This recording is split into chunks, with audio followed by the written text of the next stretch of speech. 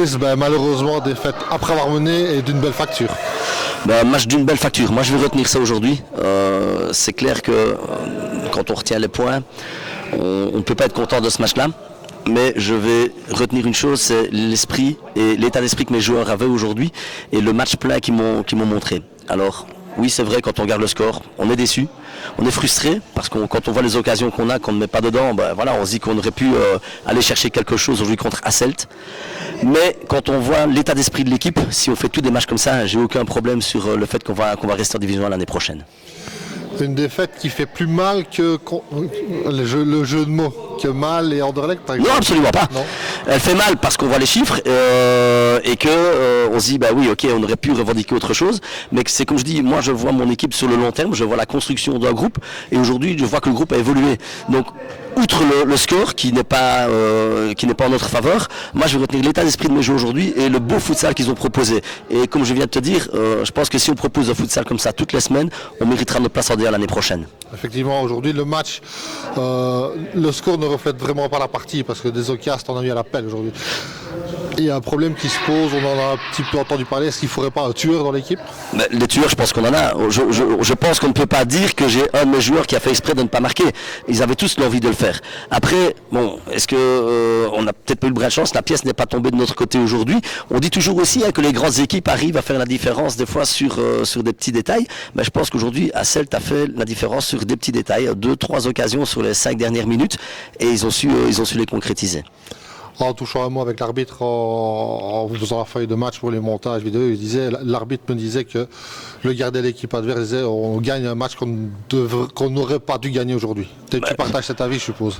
Qui n'aurait pas dû gagner, voilà, le score est là, on ne saurait pas le changer. Maintenant, c'est clair que quand le coach adverse vient nous trouver en s'excusant, en me disant écoute, sorry, je pense que ça veut tout dire aujourd'hui. Mais il a 3 points et nous on n'en a pas.